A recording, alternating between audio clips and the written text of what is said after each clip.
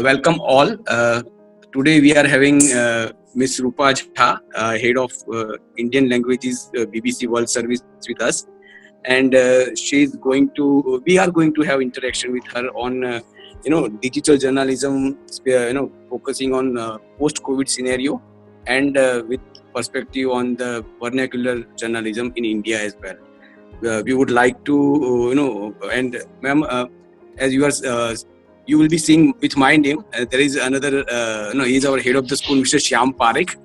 And hello, Mr. Parekh. Good afternoon. Yeah, I suddenly saw 10 Paras Jha. I said, my God, we have quickly cloned Paras. Dozens of them today. This is now you Paras today. Right. So you have quickly cloned a very, very efficient person. Thank you so much for coming for this webinar. And I've heard a lot about you from Paras and was always looking forward to interacting with you. So welcome to Auro. Thank you so much. Thank you. My pleasure. Absolutely. Over to Paras. Yeah. So, ma'am, the process as we had discussed, we will be having interaction. I will be asking questions, और ये questions जो है वो current journalism के होंगे, हमारे colleagues भी आपसे पूछेंगे और स्टूडेंट्स भी आपसे पूछेंगे. और क्योंकि हम वर्नाकुलर की बात कर रहे हैं तो मैं हिंदी इंग्लिश दोनों में स्विच ओवर अपने हिसाब से करता रहूंगा ma'am. So ma'am, we can start with the scenario, especially the journalism and digital journalism, और वो भी बीबीसी के पर्सपेक्टिव से हम आपसे जानना चाहेंगे कि how BBC is looking at vernacular journalism in India, और उसके लिए क्या क्या किस तरीके से हम काम करते हैं, वो if you can share your insights about. Sure. So first of all, thank you very much. I'm really pleased to be here and interacting with students. Though I can't see their names, I see a lot of Paras. But if they are Paras students, I'm sure you all are very lovely, very enthusiastic journalists. Thank you very much to all the faculty members. Unfortunately, such is the time that we are not physically here talking to each other. I would have loved it. Nonetheless, it's a great way of connecting in the times of such huge crisis, which in a way has made us realize, different ways of working, different ways of communicating, different ways of imparting knowledge. So I'm sure all of you are there, and you, all the students especially, I have a very, very strong affinity towards young people who are out there roaring to go and become a full-fledged journalist. I think you have chosen a very noble profession. It's an extremely important call of the day, call of the hour. I'm very glad that I chose this, and though I wanted to become like any other person, you go through various career options, and then finally you end up doing something which probably you never thought of doing.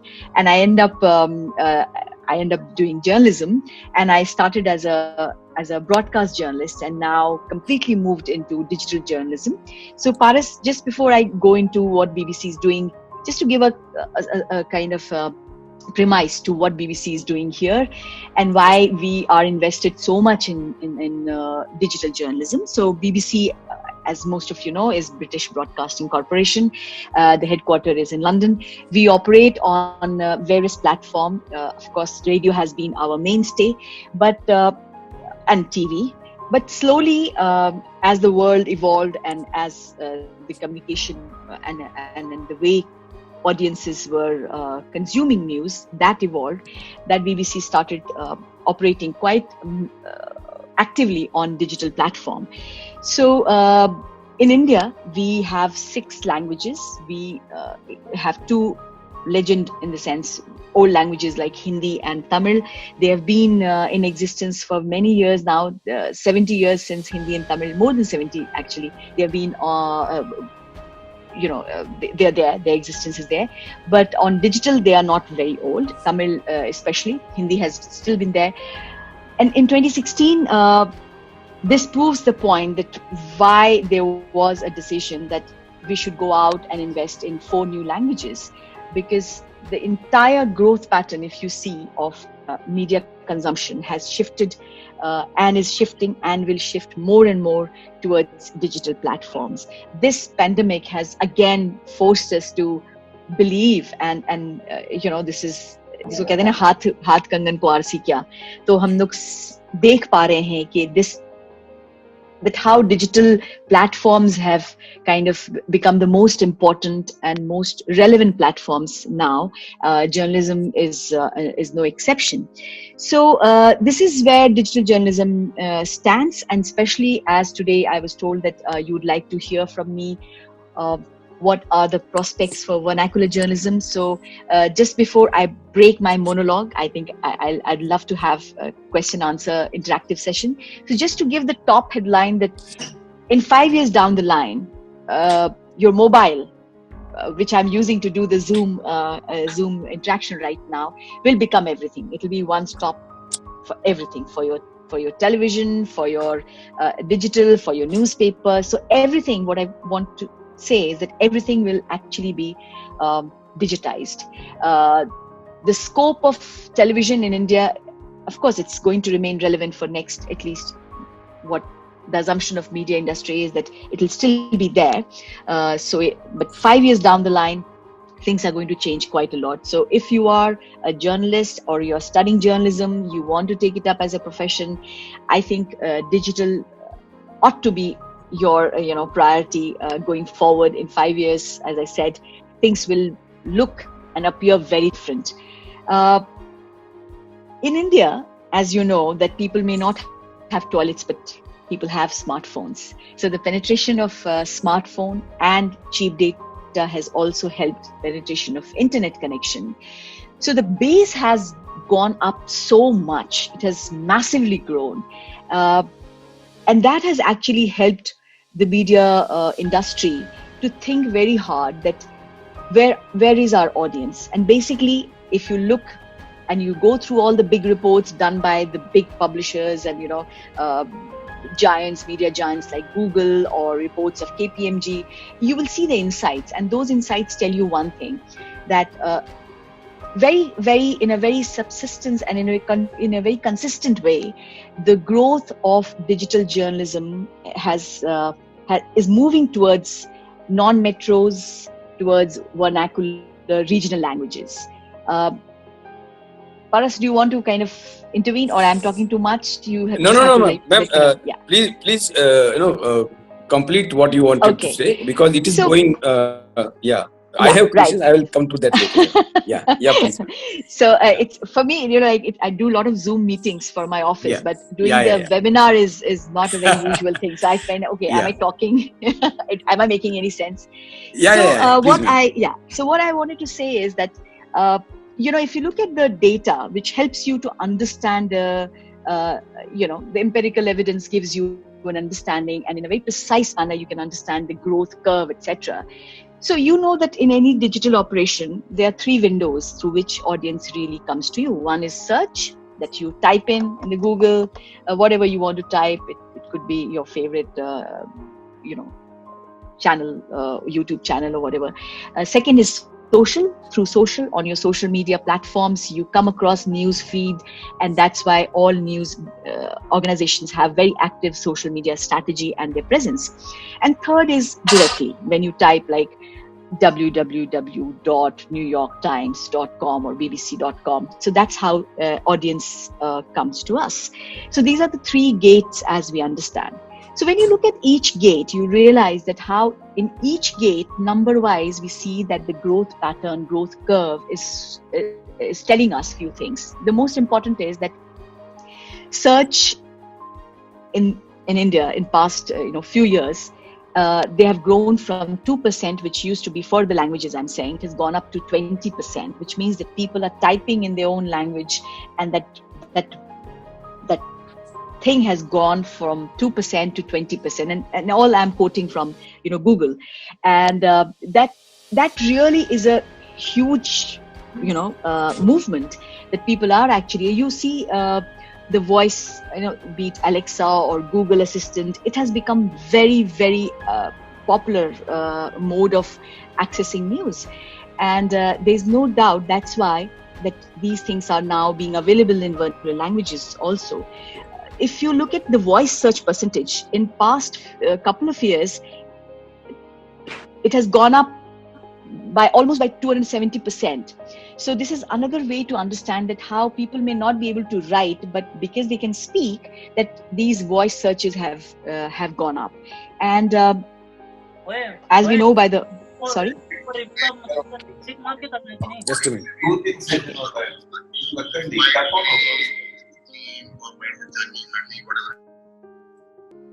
Ma'am, please. Ma'am, you can continue, please. Hello. Okay, so can you hear me now? Yeah, ma'am. Yeah.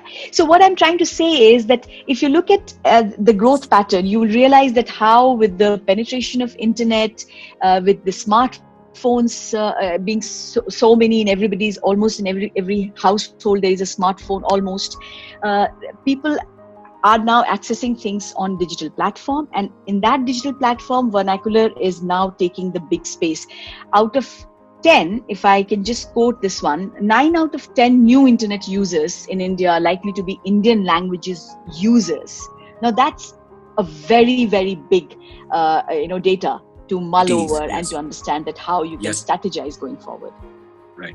So, ma'am, taking this further, and I would like to connect the same growth story. Has it been impacted due to COVID, due to this pandemic? How the language services or the digital news outlets have been what is the impact of this pandemic on digital services? When we are looking at the print media, we are coming to we are getting news that newspapers have been, copies have gone drastically down, and people are they are suspicious about the infection being spread through newspapers. Absolutely. And everything. So in this scenario, ma'am, how this newsrooms or the digital journalism news outlets have impacted? See, when this all started happening way back in December, none of us thought that this is going to be like this, right? We all have been taken aback that, my God, what is this virus? And since from March onwards, we've heard so many bad news about media industry, so many job cuts, newspapers stopped for various reasons. Now they're limping back to normalcy. But as we also understand, I think a very important point which I want to make here, and especially for the students who are students of journalism, that in times of crisis, journalism has a very important role, and especially when we know that in the times of crisis, many governments tend to become, they take a sometimes dangerous autocratic turn, and it happens across the globe that when there is a huge crisis, you want to hold things because you think that's the best way of managing crisis. You hold information. That's also the time when governments are not only turning into autocrats, but also there is scope of misinformation, there's scope of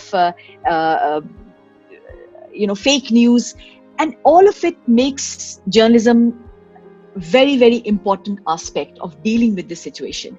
And it has, because we all know that journalism has a great role to play in democracy. Correct. And of course it is visualized as a platform where you can have informed, objective discourse. Absolutely. And critical, rational discourse, and you're also the one platform which will hold the power accountable. So you'll be asking difficult, uncomfortable, but relevant questions. Yes. on behalf of the people of the country.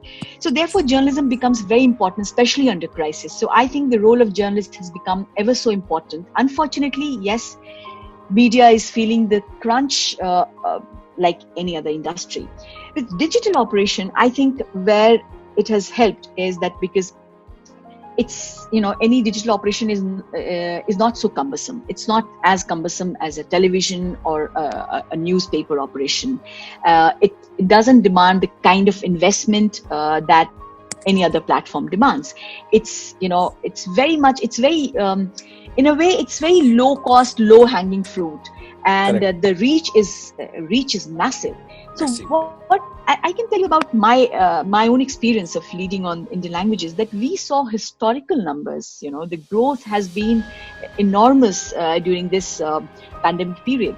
Now that was also because there was so much of confusion that what's happening, what is true, what is not true, and thankfully BBC still holds the tag of credible news. And because people were looking for right news, they were looking for information. So we realized that our audience, they like, we grew up like 3 times, and this is across all the languages. Our videos were like being watched 4 times more. The watch time grew up by 4 times more. So by that understanding, I think for us the business was great, because we realized that people are coming to us for information, for getting educated, for getting understanding of what's happening around the globe as well as in India. So we really saw a great surge. Now the big issue is, how do we hold on to this audience? I don't have the answer to that. In fact, I think the young participants could tell us that what will help media organizations to hold. So I think digital operations, everybody across the platform must have gained quite a bit during this pandemic. Correct. Ma'am, continuing this discussion, actually, it's again, when we are talking about the digital platforms for news dissemination, there is a great threat of fake news being circulated, and sometimes knowingly, unknowingly, news portals especially the vernacular news portals becoming a platform or the medium for the fake news to ride on. So this is a big challenge, and it is being discussed across the world. What is your take on combating fake news, specifically in terms of vernacular news platforms are concerned? Yeah. See, as I said, that more and more people, like 9 out of 10 people who are coming on internet are from the Indian languages background, which means besides English, like 22 official languages that India has, and the research also shows that they could be almost 1.3 million English speakers, but 0.3 million have English as their first language. I mean, English is not my first language. My first language is Hindi. Yours could be Gujarati. So we are English speakers, but this is not our first language. And if you take our own example, we like to access information and news in our own language, and it is more true for the audience which is sitting out there. They want to know, because there's a sense of authenticity which comes very easily when you are seeing things, and you want to know what is happening in around your ecosystem. You are not so, right now you're not under crisis, you're not so concerned what's happening in Syria or what's happening in UK. You would rather want to have a knowledge and understanding what's happening in Ahmedabad, what's happening in Surat, what's happening in Gujarat first, and then in India, and then so on and so forth. So I think so this is the importance of vernacular languages. And we have also seen that within the vernacular language ecosystem, fake news has spread like the biggest challenge. I mean, I can't tell you that how much investment and how much engagement BBC as an international broadcaster has with fake news, because we have seen it as the biggest threat for an independent, true journalism. And also, it is not about, it's impacting people's life, it's impacting the politics, it's impacting the social milieu where we live. So I see, and not only me, I mean, I think all of us see this as a big, big threat.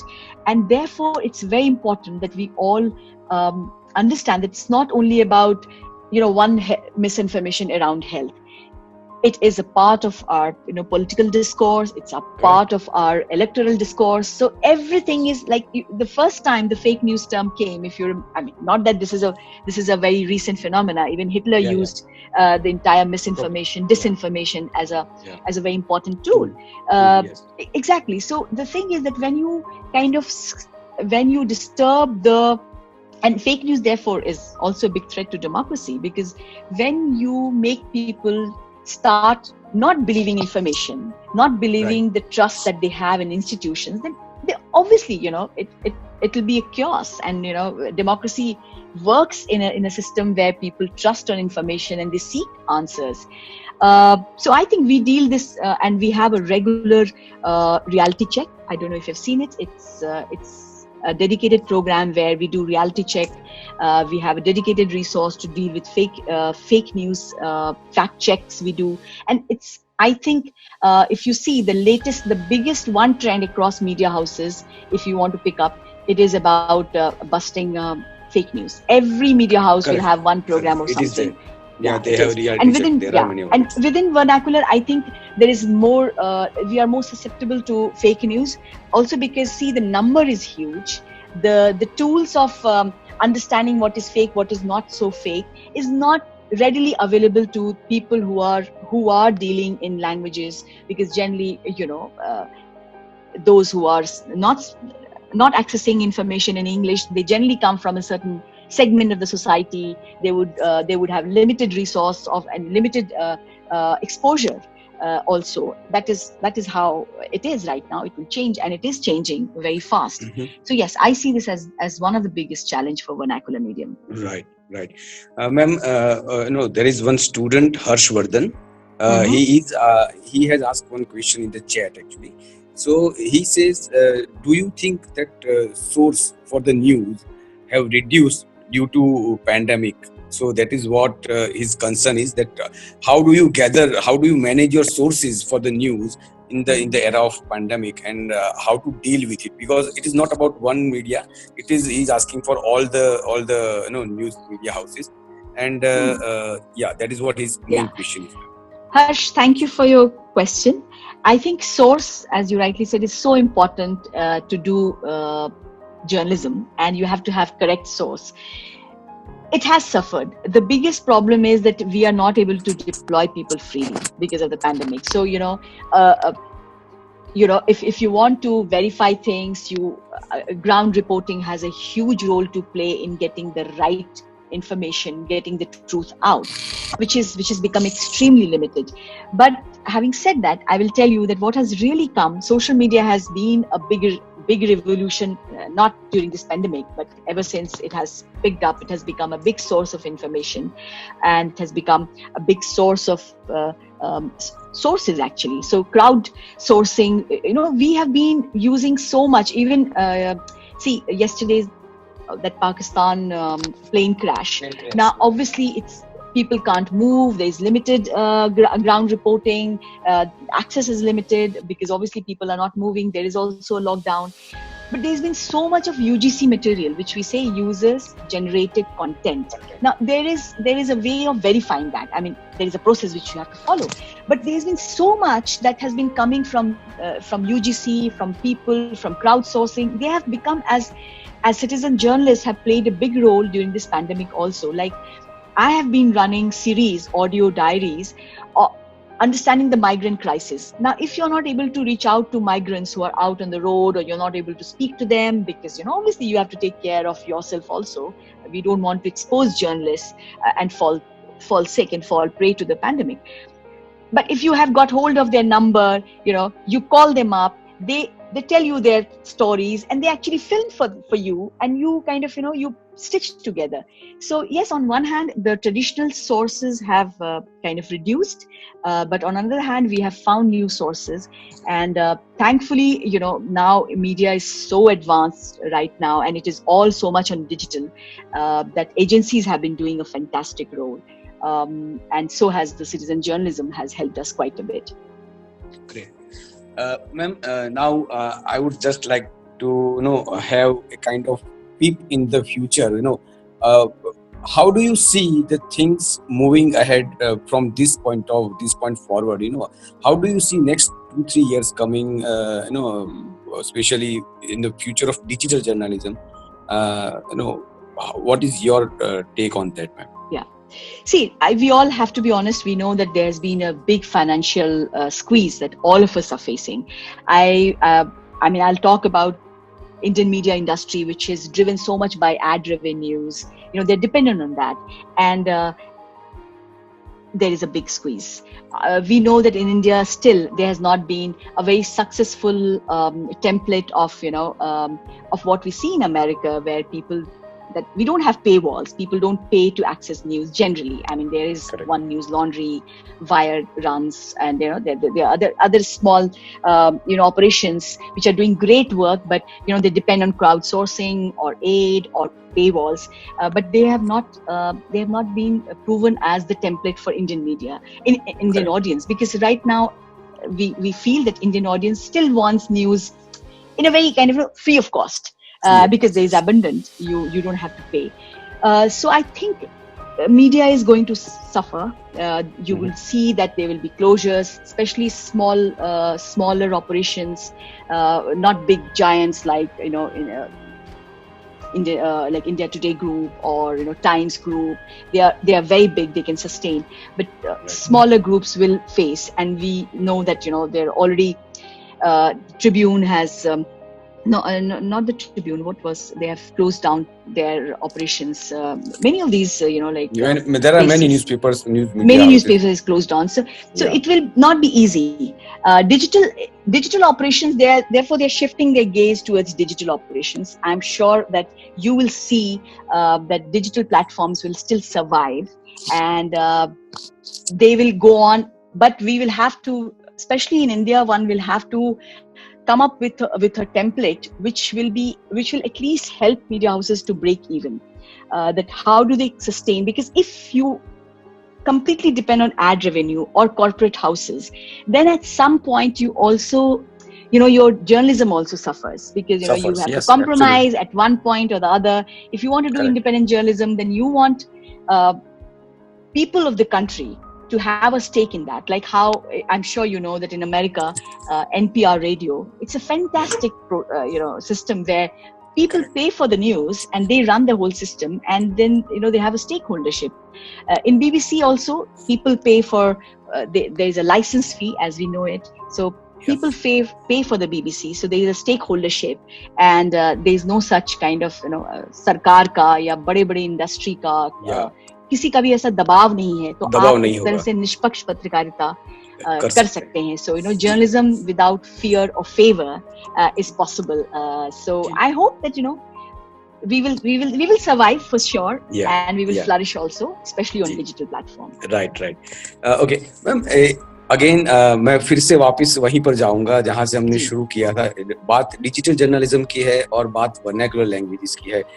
As you said rightly, आपने बिल्कुल सही कहा कि क्योंकि हमारी voice search भी बढ़ रही है और अब लोगों को अंग्रेजी जानने की जरूरत नहीं है अगर उनको डिजिटल न्यूज चाहिए तो ऐसे मामले में because we are teaching, we are nurturing new journalist and mass communication students, so we just want to have an understanding that what are the employment possibilities for them, how they can shape their career in digital journalism, if not necessarily as a journalist, but there are so many facets of there are so many departments where they can find their skills fitting in.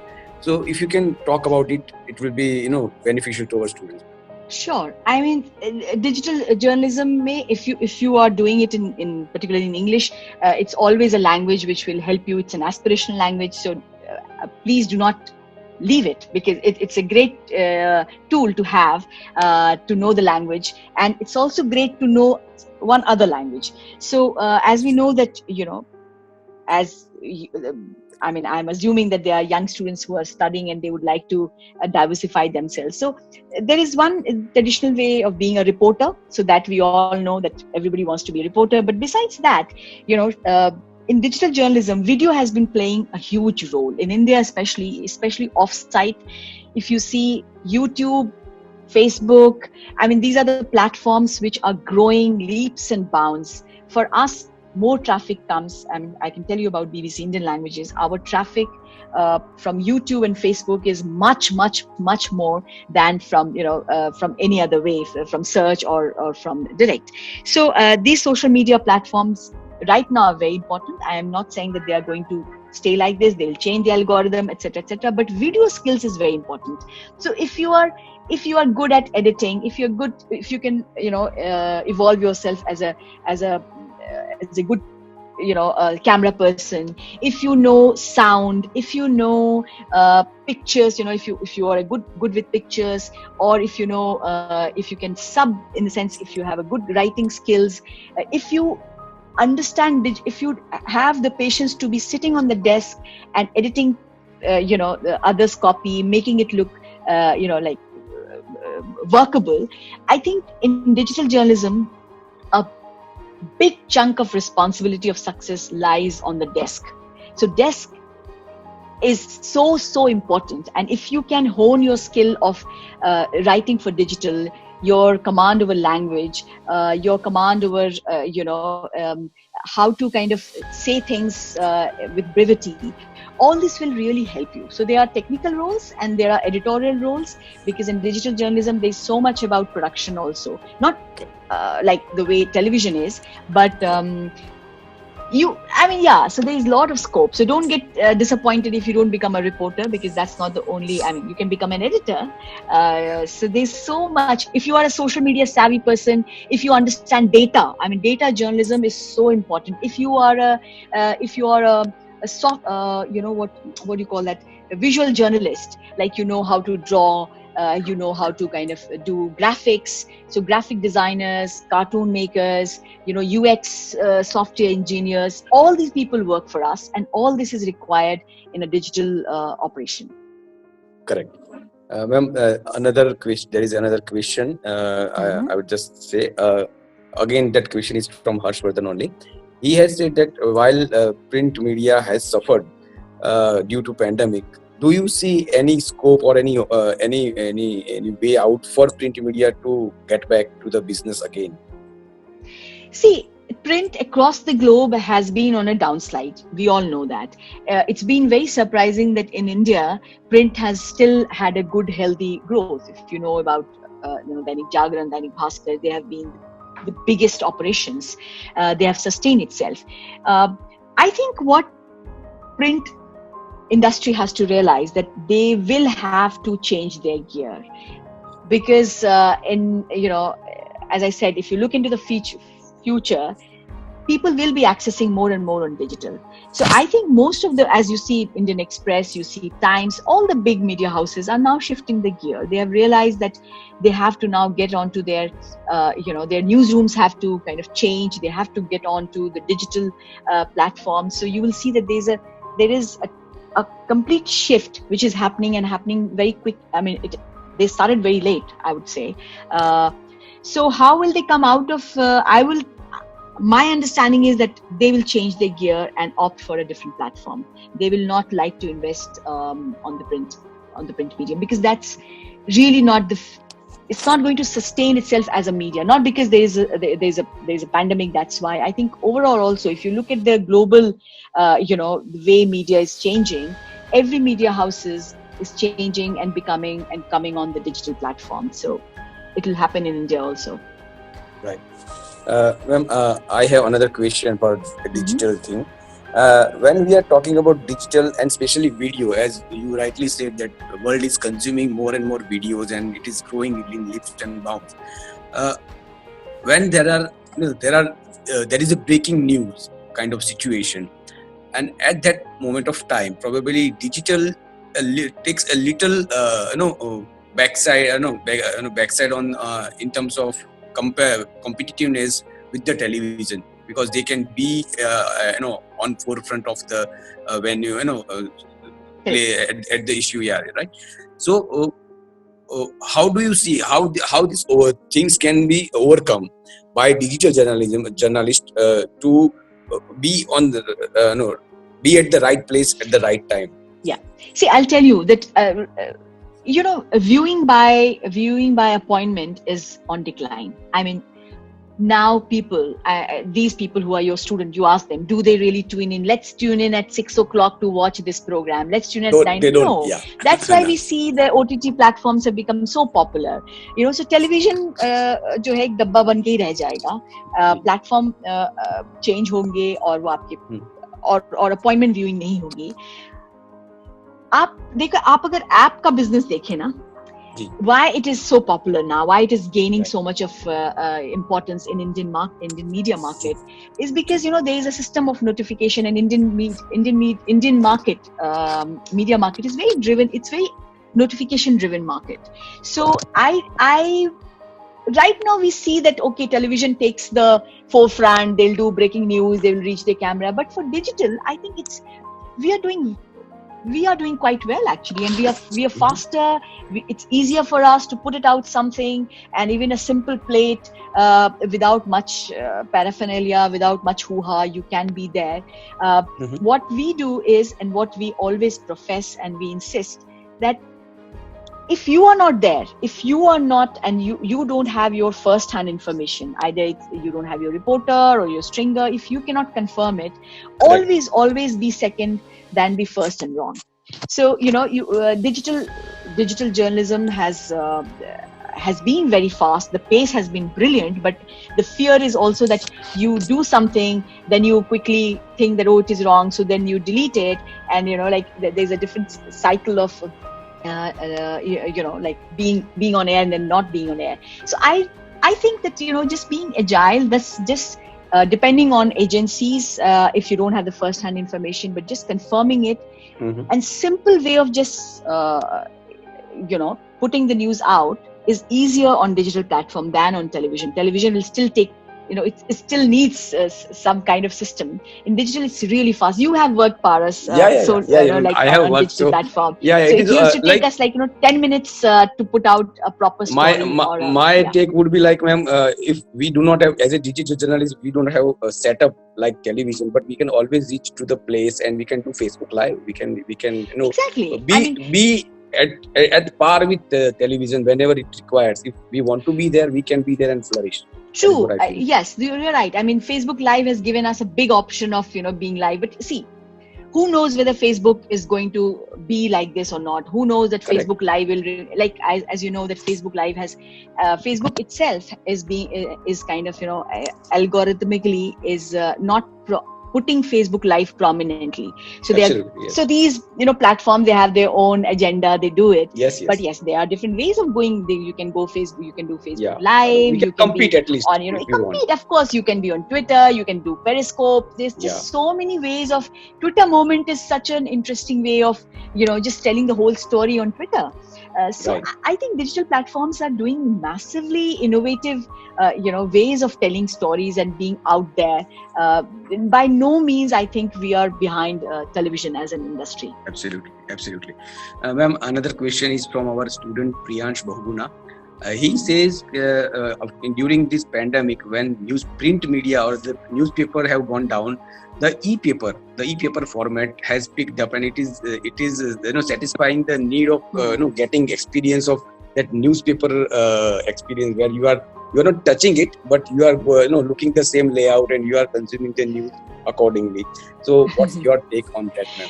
I mean, I get my e-papers, but somehow, yes, I'll agree that this whole romanticism of holding the newspaper is not there.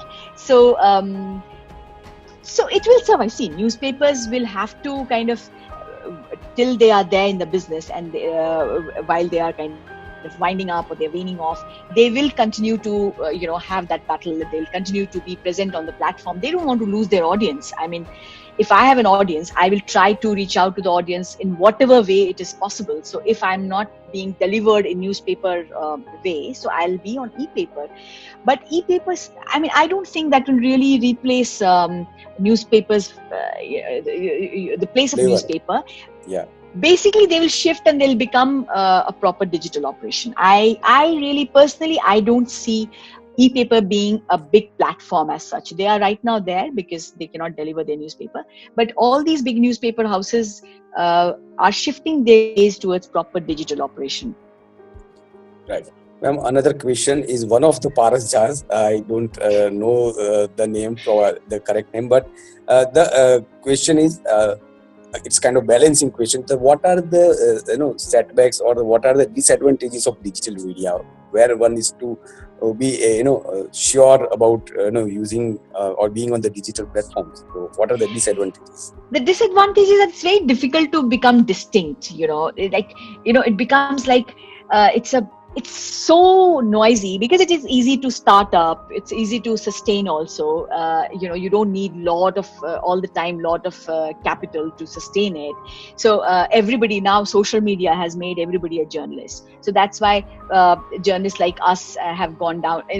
People will say, why do we need you? We know the story. Correct. We'll tell the story. Everybody has a camera because every phone has a camera. So in that sense, the noise has become so big. To float above that noise, to make a mark, to make that impact is very, very difficult, because the brand building of a digital operation is much difficult than a television operation.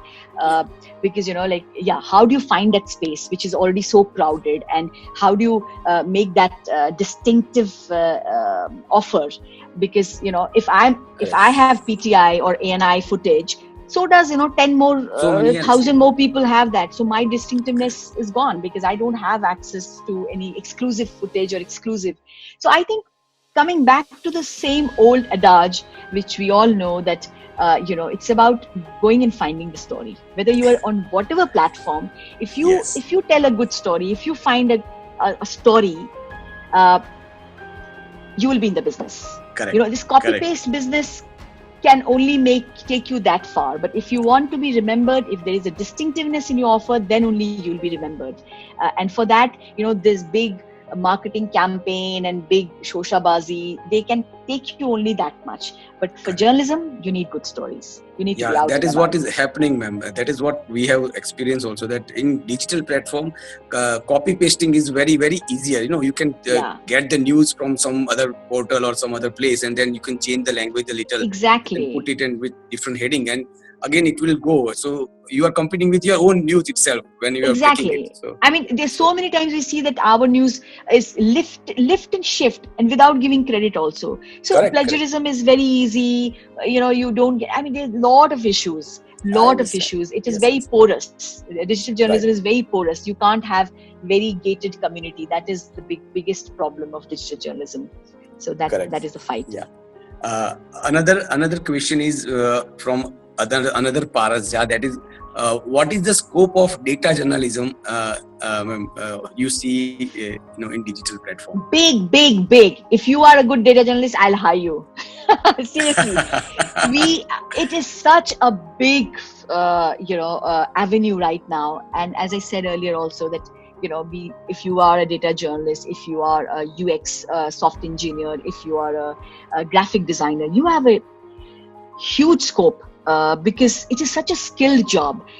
And there are still very few within Indian media who can actually understand data and can decipher data, because it's really not easy. But it's so, because it is data driven, so that it's easy for people to believe you, because you're talking about data, hard facts. You are not talking about opinions. You're not talking about anything else, but you are just talking about hard facts. You are reading, going through it, and you are understanding, and you are telling the story. Please invest yourself in data journalism. I don't know how much the journalism courses have now we are teaching adapted. Oh, great. I'm so glad. Because one avenue which is going to grow a lot within journalism is data journalists, for sure. We are teaching in our master degree courses, and 2 of our students, they are ready to come in the market with the skills, for sure. Very good. So who knows? They may just end up with us. No, seriously, I think it's a great opportunity for data journalists. If you're interested in data and if you can read and interpret it, you will not be without job. Sure. Great. That's great. There is another question, and now questions are pouring in, ma'am. So I'm just taking the questions from the students. Another question is, how do you increase traffic? How a media channel increase traffic to a website or the web portal in the most efficient manner? This question is again asked by Harshvardhan. So Harsh, of course, there is a proper, there is a technical side to it and there's an editorial side to it. There are various ways that people increase their traffic. They are paid ads, they are paid promotions. They will do things which will give them easy clicks. Clickbaits, as we understand in journalism. They do yellow journalism.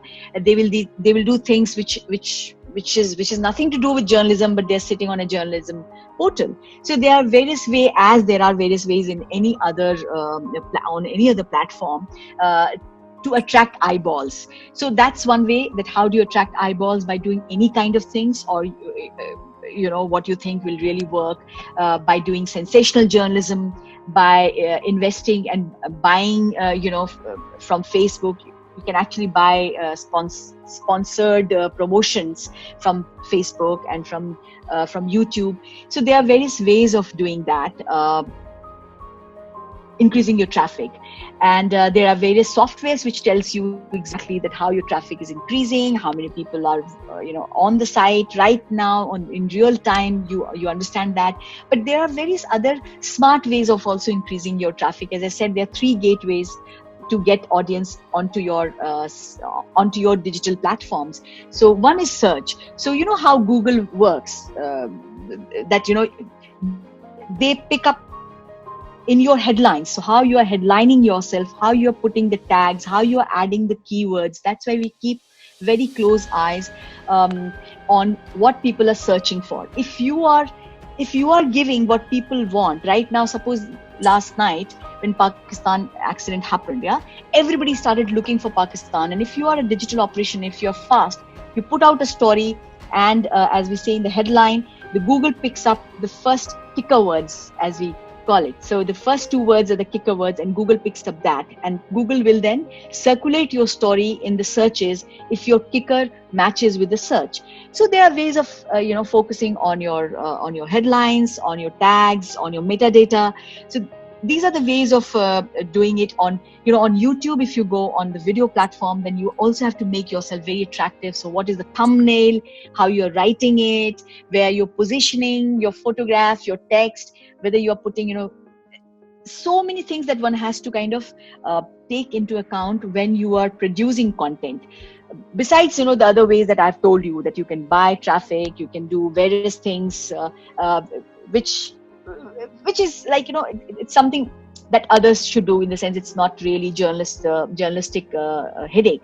Journalistic headache is all of it. Your good headlines, your searchable headlines, your tags, your good photograph, your thumbnails, timeliness. If you're out in the system, out in the Google market, or like in the digital atmosphere, very quickly, then you get picked up. So this is how you actually attract. And of course, distinctiveness. If you know that, okay, if I have to search for the best confirmed news on coronavirus, I know where I will go. So therefore, the trusted news organizations always benefit when there is a crisis. So you want confirmed news, you want truth, you don't want any kind of locha. So you will go to your most trusted. So that's how you also increase your traffic, by being trusted, by doing good journalism, by establishing yourself as a place where you can come and get the truth. Great. Ma'am, another question is from our student Sahiba Bojwani. She's asking about right now content in vernacular language is highly demanded, and for budding journalists like her, is it advisable to learn different languages of our own country to be competent in the industry? Well, I think, language learning should be very much about what you want to do. So don't just kind of pick up 3 languages I am very good at. You have to feel comfortable. So English definitely is a language which I said is great to know and have that. It's a big tool. But if you know one more language, that's good enough. You don't have to have Gujarati bhi, Hindi bhi. If you look at the language growth, see, if you are asking me कि employability कहाँ ज़्यादा बढ़ेगी, कहाँ हो सकता है, तो आपको market देखना पड़ेगा. भाषाओं का market का बाजार, किस भाषा का कितना बड़ा है. As I said, that Hindi, there's no rocket science to say this to you, that Hindi has the biggest market. It is because also it's the most widely spoken language, and it has got the biggest portion of the audience. So obviously there is much more investment. There are more media houses, so there are more job opportunities. After that, the big growth, if you see, of languages that is considered is of Marathi, Telugu. So these are the 2 big and Kannada. So these are the big market, because it also depends on how many people are speaking that language. Now Punjabi is a very small community, right? We have Punjabi service, but we know that it's a very small market. Why BBC chose to do Punjabi is a very different thing. It's not from the business angle that we'll get more audience there, because from the audience perspective, and hence more job opportunities, I think the top languages are of course Hindi, Marathi, Telugu, Tamil, Kannada. Gujarati is picking up quite a bit, because Gujarati has really not been language of Gujarati and Hindi. इसमें बहुत सारा ना वो होता है, cannibalism होता है. People who generally can or read or know Gujarati also happen to read and know Hindi, so they obviously they can go and read Hindi and they access news there. But Gujarati is picking up quite well. I can tell you from my own experience that our digital operation has shown the growth, and it's in healthy space. So it will grow. Gujarati has not yet grown as much in the digital space, but I think it will grow. It has got a very good traditional presence on TV and a newspaper, but digitally अभी इस भाषा को बढ़ना है. पर दूसरी भाषाएं जैसा हमने कहा, उनका अभी ग्रोथ प्रोस्पेक्ट काफी ज्यादा फैला हुआ है. राइट. मैम, मैत्री का क्वेश्चन है कि टीवी के मुकाबले डिजिटल का प्लेटफॉर्म, डिजिटल का जो ऑडियंस है वो वाइडर ज्यादा होता है या लिमिटेड होता है? जो ग्रोथ है, audience growth and digital audience की बात जो है, हमारी कंटेंट की बात है. She is trying to compare between TV and digital. देखिए, अभी आप अगर देखेंगे टीवी के नंबर्स तो आप कहेंगे बाप रे, there is of course TV is still in India, TV is still very big right now. But if you think of future down the line, then it's absolutely established that TV will also come on digital. Like everything will be on your mobile. So digital का audience का growth का pattern अगर आप देखें, so it's really picking up very, very fast. See, digital journalism का इतिहास भारत में अभी बहुत पुराना नहीं है. जब अगर आप देखेंगे कि किस तरह से काम हो रहा है, तो उसमें बहुत पुराना नहीं है. टीवी तो फिर भी, और वो खुल गया है, बहुत पुराना हो गया है. I think it's very much comparable, but TV definitely still has more eyeballs right now compared to digital. But spread होने की ताकत किसमें ज्यादा है, कौन ज्यादा फैल सकता है? डेफिनेटली डिजिटल, क्योंकि आप देख ही रहे हैं कि with WhatsApp and all, it's very easy to kind of spread very fast and reach out to newer audience.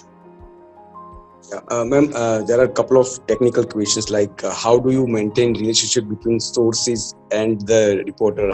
What does it take to maintain sources and news reporter relationship? If you can answer. So I think Paras, you can answer that very well, because anybody who has done journalism, I can tell you my own experience. So I think it's very important for anyone, and especially for if you are in the you are in the editorial side of things, whether you are an editor or you are a reporter or you are on the desk, to develop sources, to have your own contact.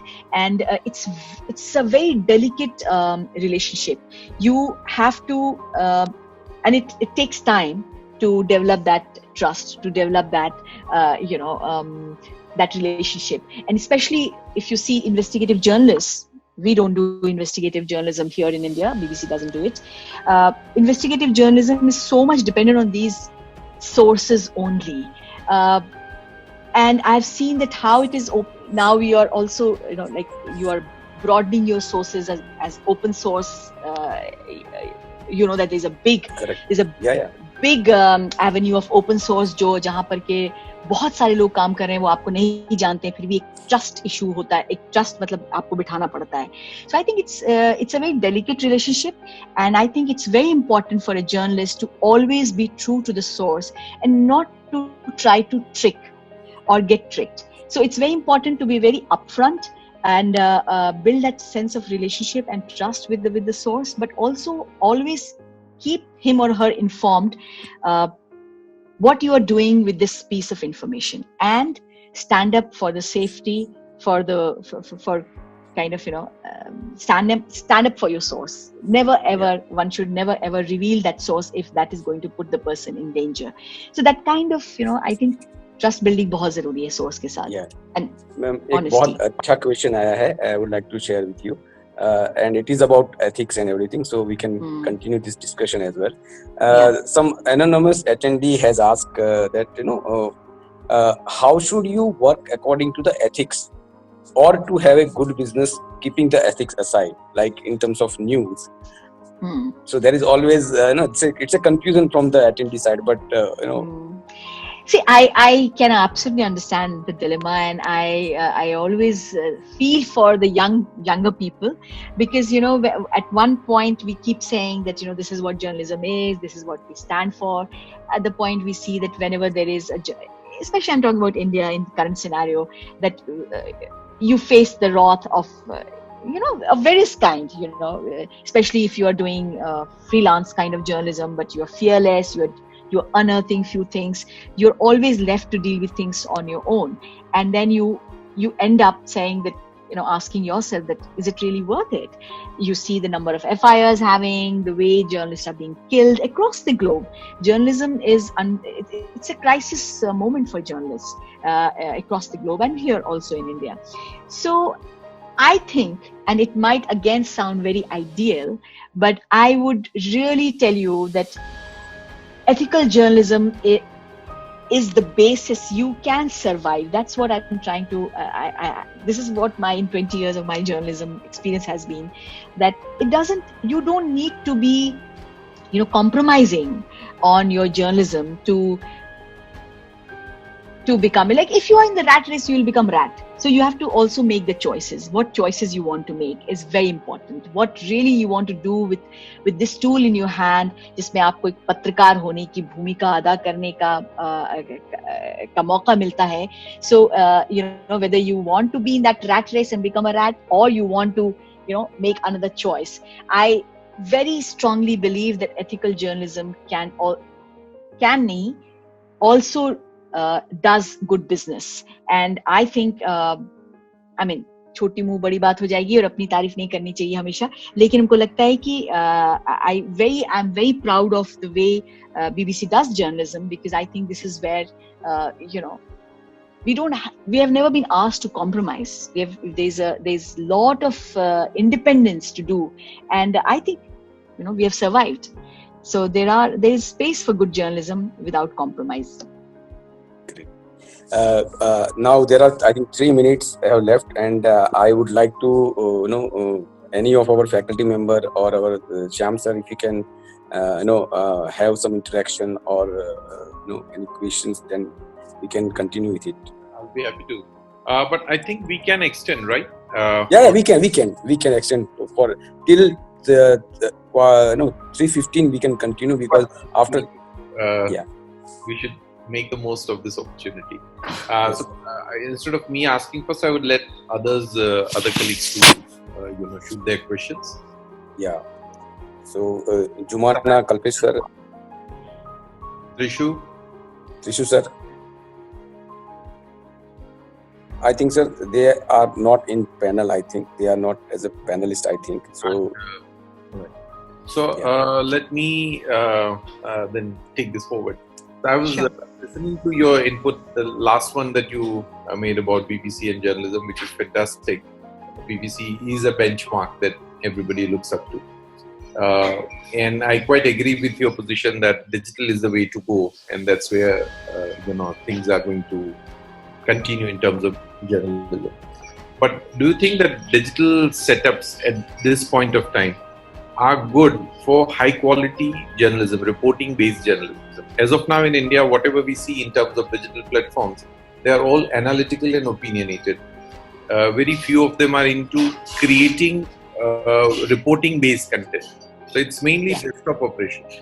Now that's where I see mishmash, and not to look at you as a foreign entity as BBC, but what I'm saying is that from India we are not able to send our content outside. We have become net importers of content, and if you look at the languages, they've become the flag bearers of translation from English from world over. And two reasons, of course: the language journalism needs to grow to that level, and second is the quality of language. Now, this is not with reference specifically to BBC, but generally when major media houses, even Indian or foreign, they get into language operation, usually the quality of language is a very big issue. And we Gujaratis are generally a little more orthodox when it comes to language. If people find few errors here and there, then they feel that, oh, this is not up to the mark, and then people are not very receptive. I worked in DNA, I worked in Bhaskar for years, so I know, those nuances have really made a huge difference. So now when you're talking about digital growth globally in language segment, how do you handle that? Because BBC is into multiple languages and many places. Yeah, over to you. Yeah. So, very relevant questions, and I will not try to, deflect by saying that no, everything is hunky dory. Not at all. I think first is that do we have enough boots on the ground, whether it's digital journalism or any other platform? Boots on the ground, having more reporters on the ground will cost money, and the thing is that as we see that. Even in television, the prime time is mostly about opinions. They are like, 20, you see that there are 20 windows and everybody has an opinion. So reporting, which was the essence, I think it has been such an important pillar of journalism, unfortunately has gone down quite a bit because it is an expensive affair. You see a lot of digital operations where people are actually not being able to. So you're right that we don't have that kind of, I'm not talking about BBC because, there's no point.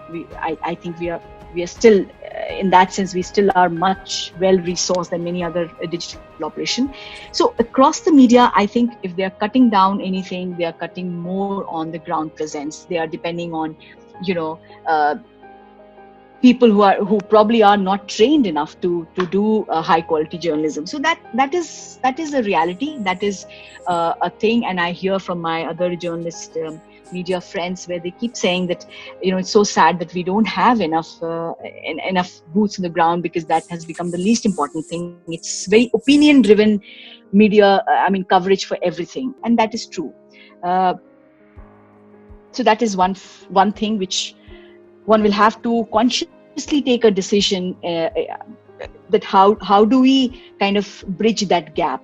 And it should be bridged. If you ask me, I've always, when we were making these new teams, my biggest fight is that, we have got more people to process things than people to gather news. And the fight is to change that balance. So yes, digital media is suffering from that. We will need more resource to bridge that gap. Second is about language. It's such an important, and it's an issue which is so close to my heart because, when I joined BBC Hindi, one thing which was really kept at the highest pedestal was language. And every platform had a different way. If you are on TV or if you are doing digital or if you are doing radio, we were taught to use the language, and why we don't have to kind of fly back on doing a fused language, English बोल दो नहीं, भाषा की एक not Sanskritized, but एक शुद्धता बरकरार रहनी चाहिए उसकी, वो खूबसूरती उस भाषा की.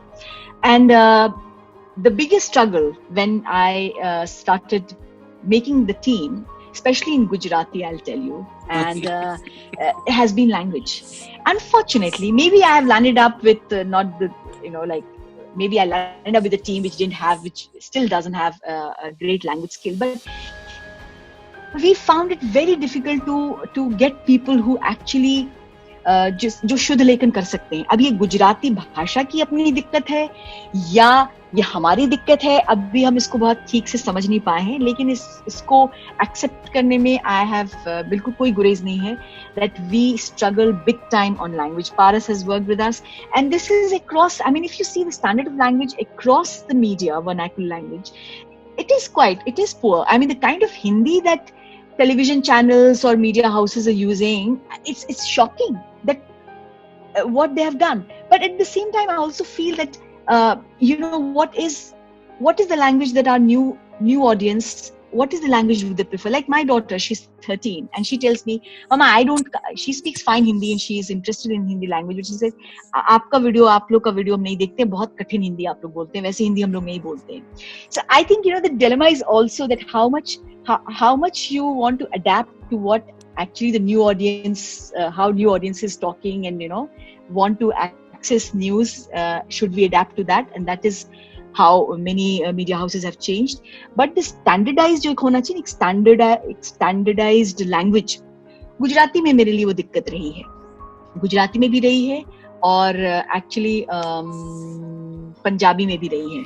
तो हमको लगता है ये दोनों भाषा में लिखने की या तो उतनी परंपरा नहीं है और बोलचाल की ज्यादा परंपरा है, तो हमारा audio visual segment always does better than the written text of forms. That's my personal, absolutely personal judgment. There's You are no right, empirical evidence. in I'll be Gujarati. happy to discuss this at length with you, but on some other platform. This is not the right place for that. Yeah, sure. I mean, I'm just being very honest that yes, I Yeah. suffer No, on account of language. It's a big trouble. It's a What big I Correct, challenge. ma'am. I have been. What you have experienced and what you are observing is not unique.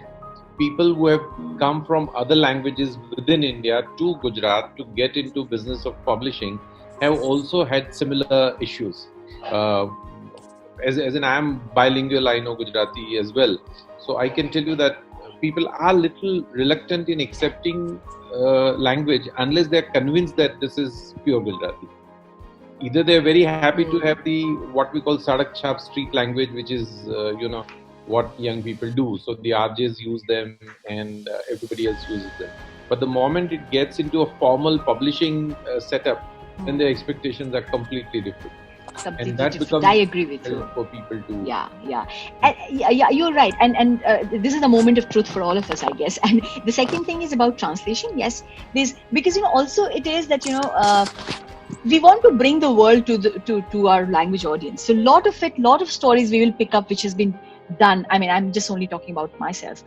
My organization. So we would bring the best of journalism that's happening across the globe, and English being the primary source of reporting, that we do, of course, translate and bring it. So for original journalism, as I said, that we would love, and everybody, I think, should reconsider about their resource allocation and try to have more on-ground presence. That is where we become more relevant. I think that the whole struggle of being relevant is also because we are not producing enough content for the audience, what is relevant to them. Precisely, and that's very apt. Yeah. Before others have any question, I'll just ask the last one from my side, unless Paris allows me, and that is very selfish. What from my students' perspective, what are the areas, what are the strengths, what are the employability aspects that you would advise and recommend them to look at while studying? Because post-COVID scenario, we all know that media employment opportunities are going to be very different. Things are going to change in ways that we don't understand today in next 6 months. So, from your experience, what advice would you give them? So I think what is very important, the language. I mean, if you have command over language, then you can, of course, become sadak chap or whatever chap, but at least if you know the basics of how to write, like a proper sadha hua, like copy, it's very important. It will really give you an edge, because we know that we are struggling. When we go out to hire people, that is the first parameter, that acha bhai लिख सकता है कि नहीं, मतलब भाषा अच्छी है कि नहीं. Second, I mean, I'm just talking about the tool. So language is something which people certainly can invest a bit more. And multimedia capability. I think that is very important. Any media operation would want to have a little bit of more beyond just doing one thing. So having a bit of kind of understanding of broadcasting or writing and voicing, more you have, better chances you have. And as I said earlier, data. I think that's one area where there'll be more demand. We have one growth editor with us, and growth editor is one who kind of understands the analytics. Any digital operation will not run without understanding the analytics. You need to understand that, and it's not possible for a regular journalist. So I think understanding analytics, if you have an eye for it, you have better chances of employability. Either you become a data journalist or analytics, or a multimedia kind of training would really help. Wonderful. This really helps. Thank you. Thank you. Great.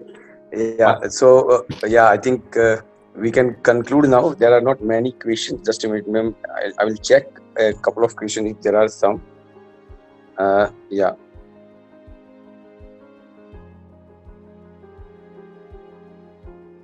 Okay. Ma'am, there is one question from my colleague, Mr. Kalpesh Chaudhary. He is saying, that why would US media be interested in translating Gujarati editorials into English? Because he is So it's not about editorial. I'll tell you, a lot of our stories, they travel, they are on BBC News, they are on, the most domestic focused television programs, online pages. They are interested in India. People want to know about India because India is a very exciting story. And if you have, as I again said, if you have a good story, I'll tell you, during this whole migration crisis, there was one particular Facebook Live that Hindi did with a reporter, and that reporter, it is a very simple story. It's not a one big investigation or kuch aisa taram tod ho gaya. There was this moment, Salman Ravi ka tha, moment of empathy where he kind of gives away his shoes. Now, to understand migrant crisis, we could have written big editorial, 1,000 word ki ye ho raha hai, wo bhi zaruri hai. But this video became viral. We got almost, like 23 million views just on BBC Hindi, and it went on all the platforms of BBC. On, BBC 10 hai, ya domestic hai, World Service hai, English Online hai. So I think people are very keen to get stories. There's another story that again, and regularly, like in BBC operation, this is what we do, that we have a very good synergy and collaboration between languages and English operation, and a lot of our stories get picked up regularly. From Gujarati, I don't have the exact memory that which was the last story, but Paras, I'm sure you remember that so many stories got picked up across. So people are very interested. A good story is a good story. I think content will remain the queen, the king, whatever you say, of the business. If you have good content, it will travel across. Of course, it's important that how you're telling the story. You have to make it relevant for the global audience. And that is, again, an art which you have to learn, that why this story should matter to somebody sitting in Surrey, in UK. But if you make it relevant for that person is your new audience. Great. Ma'am, I would like to conclude the session now. And Yes. Thank you so very much for being with us, ma'am. And it has been a great pleasure and great learning for our students also. And we look forward to have kind of ongoing interaction and collaboration with BBC, in terms of our students, internships and everything, if we can explore the possibilities also. Sure. Thank you very much, ma'am. Sir, thank you very much. I've really enjoyed. I hope I made some sense, but we hope that sometimes we'll meet in close proximity, not on through Zoom. Yes. Thank you, Paras, and thanks everybody for having me. Bye. We would love to have you on our campus as soon as the campus opens. Absolutely. That will be really good to have an interaction with you. And thank you so much for a very candid interaction. Thank you. Thank you so much. I really enjoyed it. Thank you. Thank you. Bye-bye. Bye-bye. Bye.